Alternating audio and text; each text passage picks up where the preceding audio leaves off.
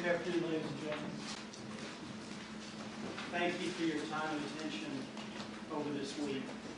I know it's difficult to come downtown every day and leave your family and your jobs behind to do what is a difficult job.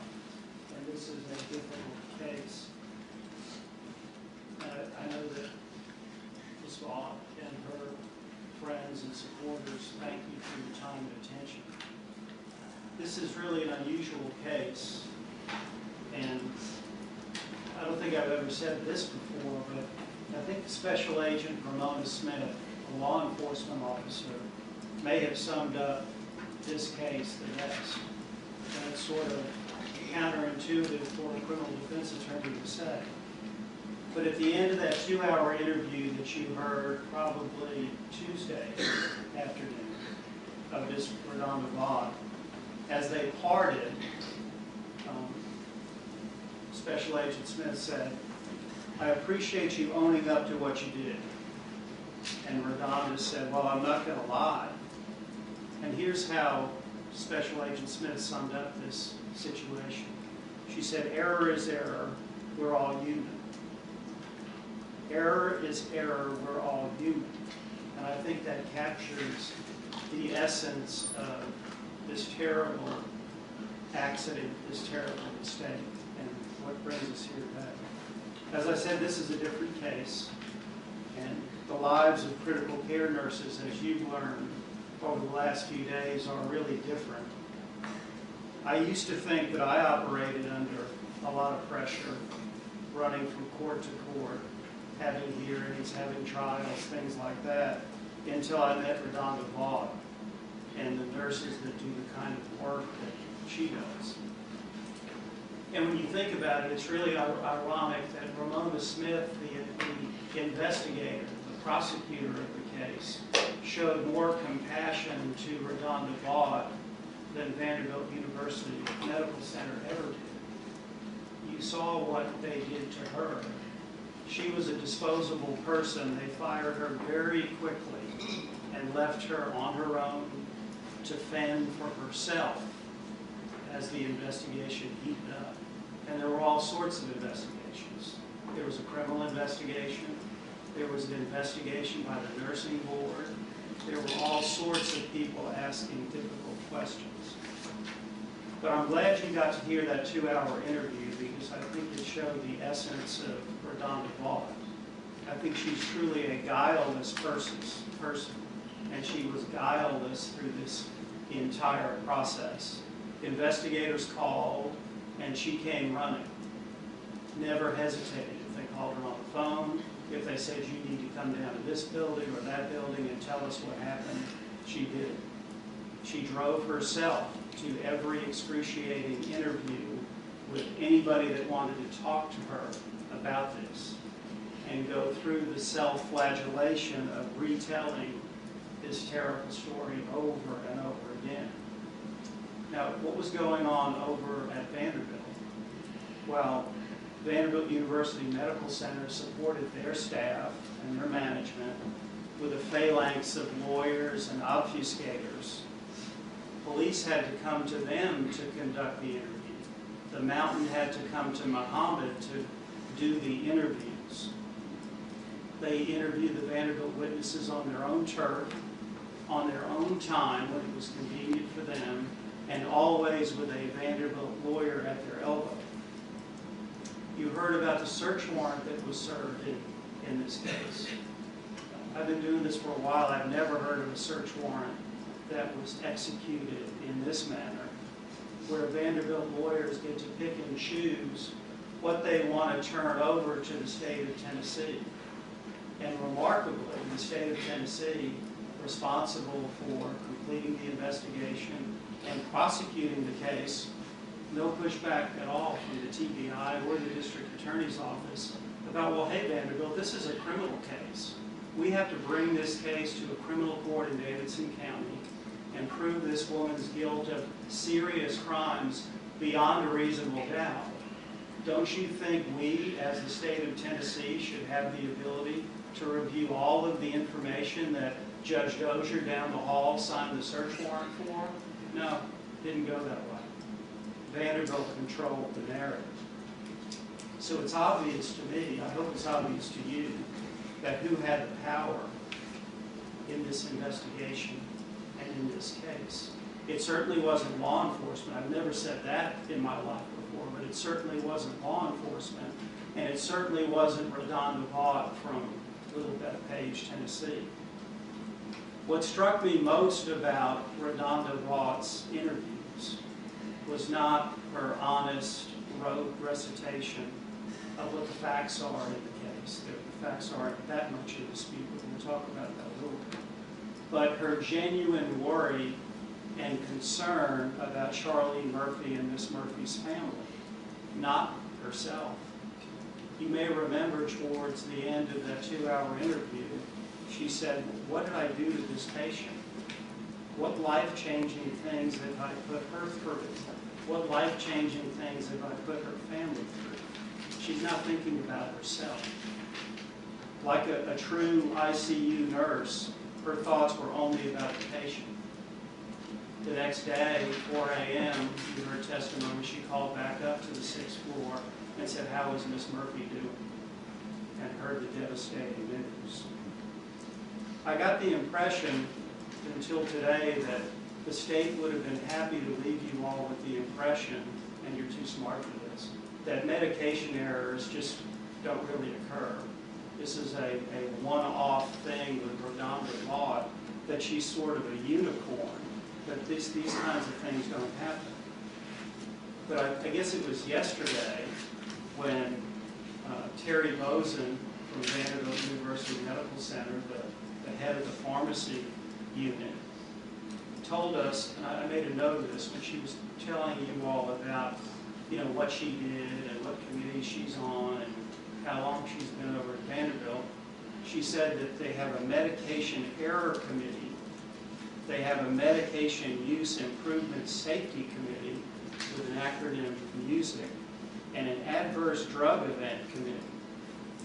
So, ladies and gentlemen, common sense dictates that they have enough medication error events to have 3 separate committees, and they pay salaries to people on all of those committees to deal with medication errors. And you heard Leanna Kraft this afternoon tell you how common medication errors are. I hope when you go back to deliberate on this case and you're in the jury room, that you compare RaDonda Vaught's forthright response to this tragedy to the CYA hijinks at Vanderbilt University Medical Center. And this is not just to throw dirt on Vanderbilt University Medical Center. I think it's directly relevant to your evaluation of the charges in the indictment.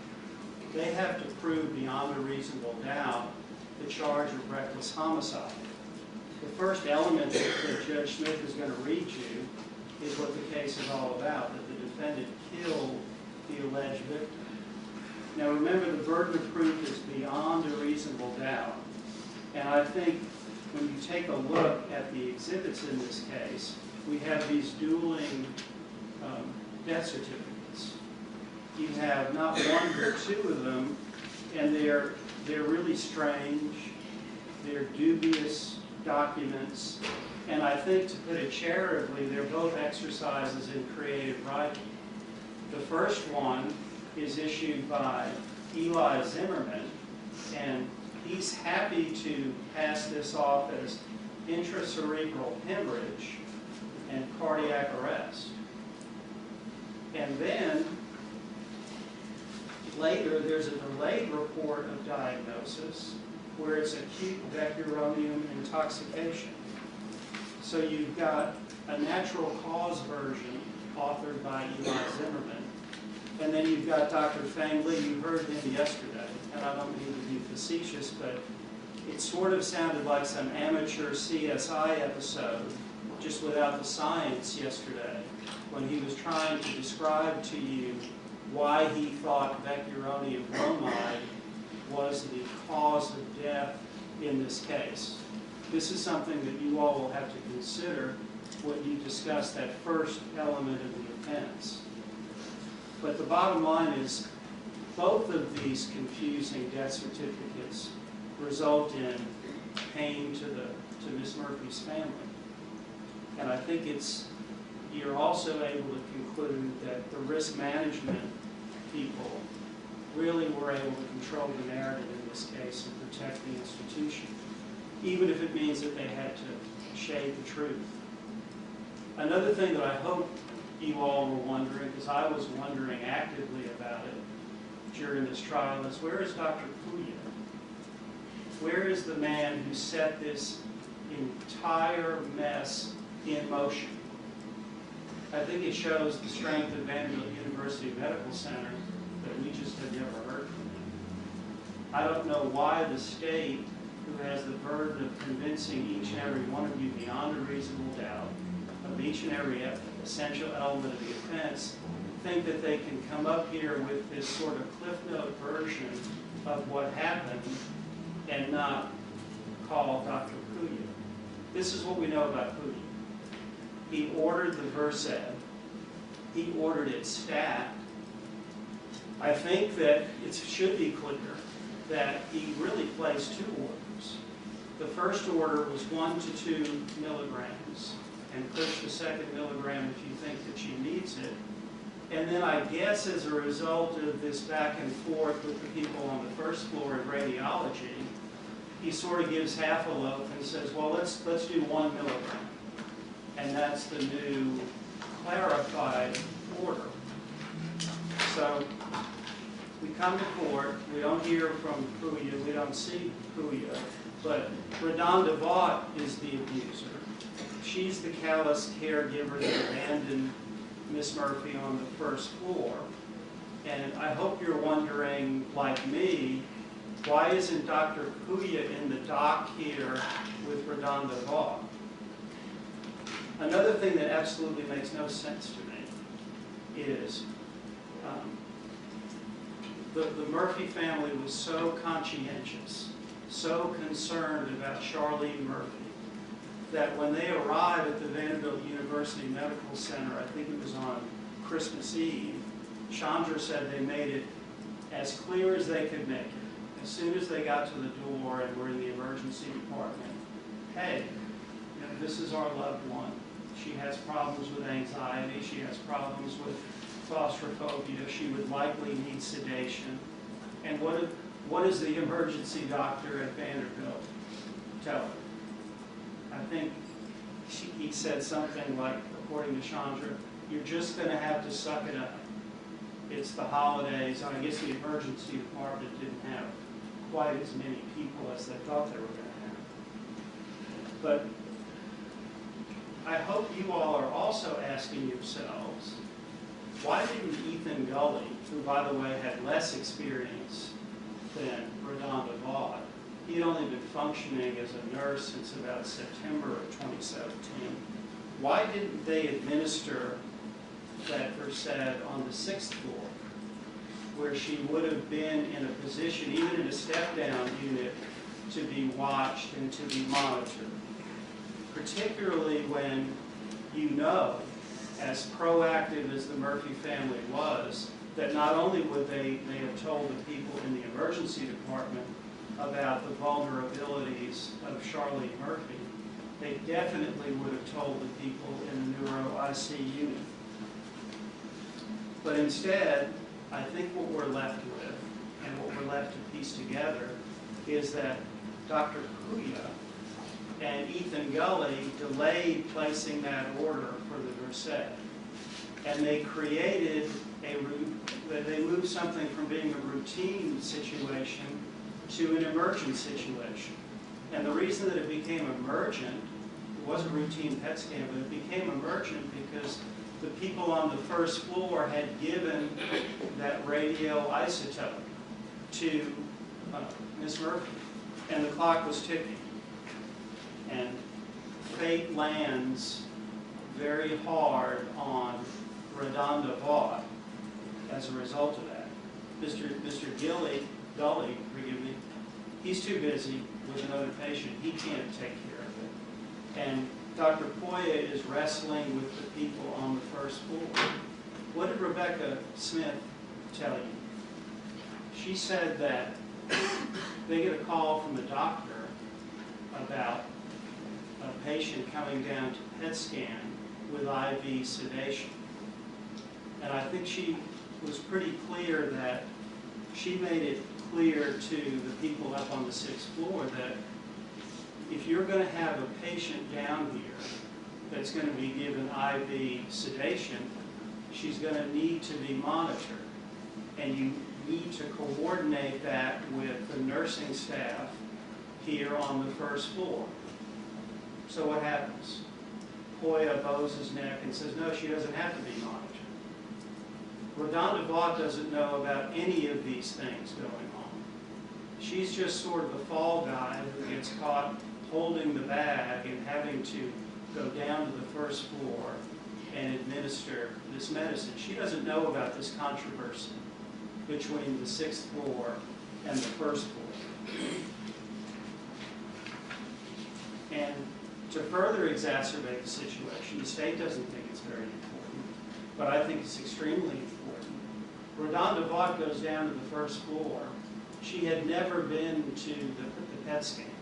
I think you may have heard in her statement to Rhonda Smith, she had to ask where the PET scan area was. She gets down there, she's disoriented, never been down there before, and there's no place to scan the medication. And you heard what Leanna Kraft said. Leanna Kraft's been doing this for 30 years. She's somebody that is not as dependent on scanning as a newer nurse would be. Nurses of RaDonda's generation scan everything. That's the way that they administer medicine. And she gave, and it's been consistent, she gave 1 milligram of what she thought was Versed. She's told everyone who asked from the very beginning she gave 1 milligram of Versed. And that's been consistent. But now, I guess as we get closer to trial and we're in trial, we're at the end of the trial, they are pushing to you a hypothesis by Dr. Fang Li. So the state is concerned about what really was the cause of death. You've got 2 disparate, competing death certificates. You've got Eli Zimmerman, the natural causes, and then you've got the Fang Li, which says something completely different. Acute vecuronium intoxication. Now, until the trial of this case, Rebecca Smith was never asked, well, how much did you see Nurse Vaught administer to the patient? Had never been asked that. And I questioned her pretty closely on that. And it wasn't until, I think, the morning of her testimony that they asked a woman about an event from 4.5 years ago, how much do you think that she administered to the patient? And she's probably wondering to herself, what difference does that make at this point in time? Well, here's the difference. The state has to convince you that vecuronium intoxication is the cause of death. And in order to do that, you have to subscribe to what Dr. Li said. And if you remember, there was an audio interview provided to me recently by the state of Dr. Li. And I had a court reporter type it up. And he may not have remembered that years ago he spoke to Special Agent Smith. And you may remember I questioned him about this. She's asking about the role of vecuronium, and could that have been the agent that killed Charlene Murphy? And what does he say? He says, I need concrete information, because vecuronium, if it was given a little bit, probably not make a big difference. So that's why they were so intent on trying to convince you that she used the entire amount of the syringe. A syringe, ladies and gentlemen, that over the past 4 or 5 years has passed through no fewer than 9 hands.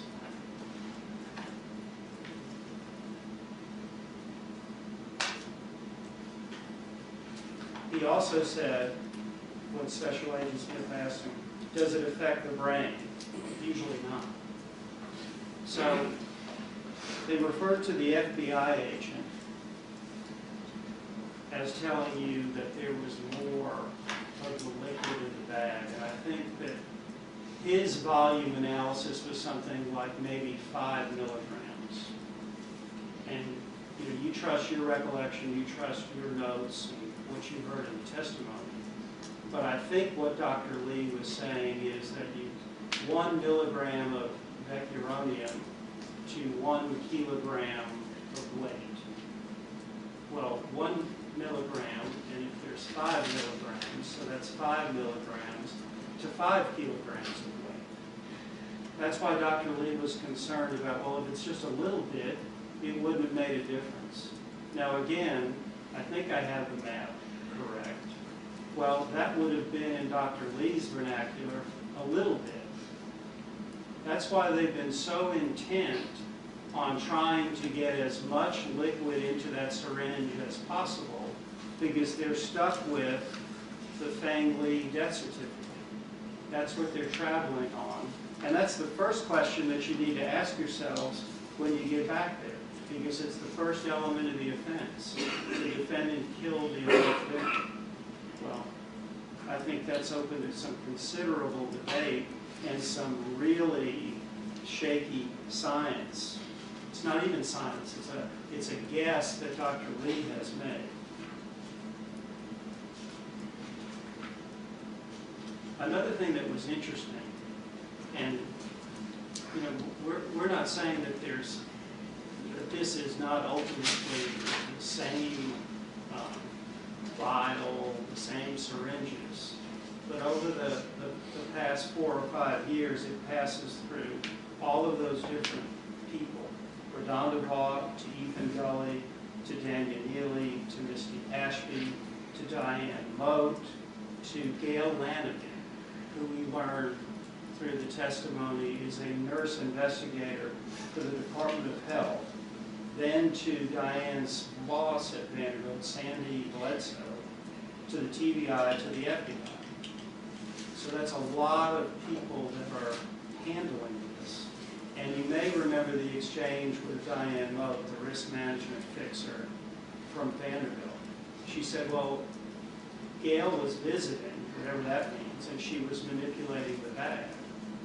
And I said it as plainly as I could, well, did she open the bag? It's like a Ziploc bag, did she open it? We never got an answer on that.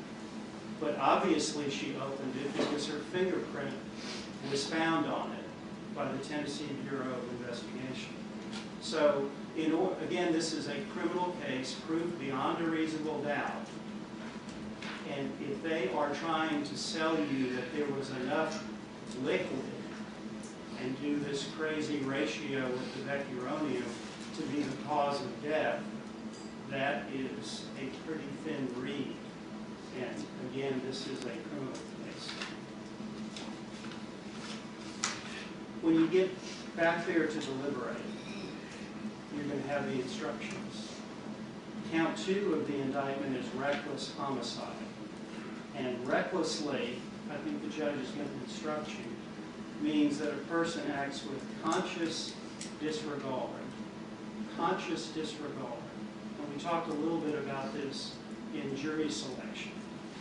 How can a person who has no idea that they have the wrong medication when they administer it be acting with conscious disregard?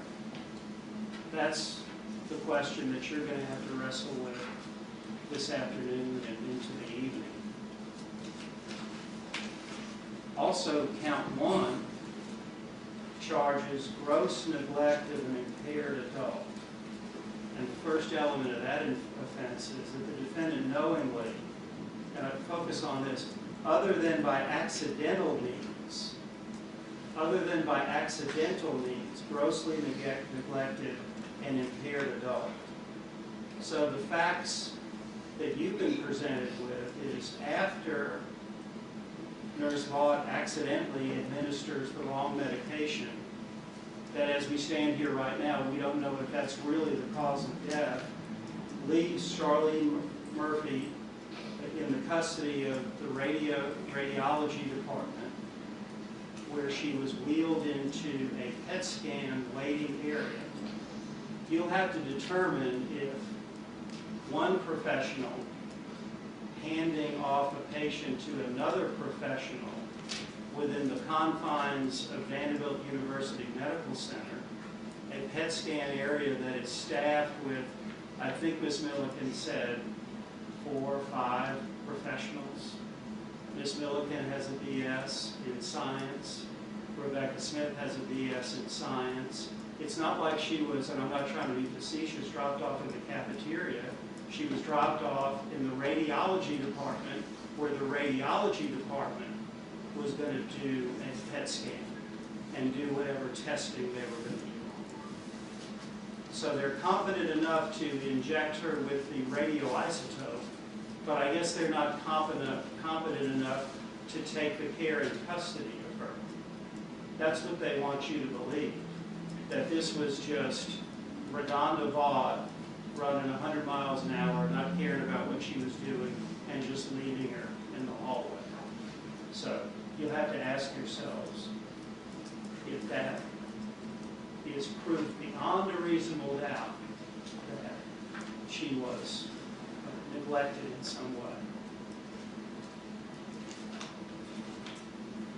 When you think about this case, I think RaDonda Vaught is a lot like the scapegoat in the Old Testament, in the book of Leviticus, where RaDonda is made. Your Honor. Thank you, Mr. Burns. Yes.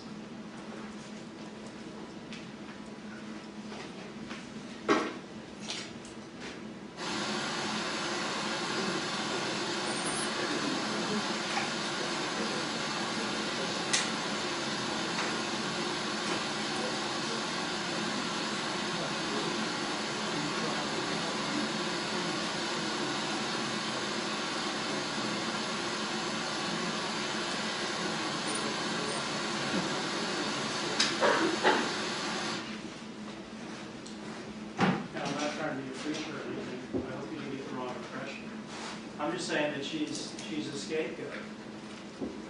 Is she a scapegoat for Dr. Poya? We'll never know. We don't even know where Dr. Poya is at this point. Is she a scapegoat for Vanderbilt University? Is she the one that's supposed to take on all of the blame from everybody along the line that was involved in this event? You know, Vanderbilt University Medical Center would have been happy with the Eli Zimmerman, no harm, no foul, intracerebral hemorrhage, cardiac arrest. They were going on business as usual. RaDonda Vaught was the casualty, but they went on business as usual until all of a sudden, in November of 2018, the CMS walks through the door. And that's when they straighten up and take attention and change all of the things that you heard Leanna Kraft said they changed. And we've heard from Terry Bozen about the changes that were made. Nothing would have changed if that anonymous, so-called anonymous whistleblower, I guess we'll never know. I have my suspicion, but I guess we'll never know. Set that all in motion. Ladies and gentlemen, when you get back there to consider this, just please remember this is a criminal case. It's not a civil case. It's not a lawsuit for damages or money. The state of Tennessee is trying to take the liberty of RaDonda Vaught on the evidence that you've heard over the last 4 days. And you all will have to decide whether that is sufficient, whether it's proof of such a convincing character that you would be willing to rely on it in the most important of your personal decisions, the decisions that you make in your life. And again, I thank you for your time and attention this evening.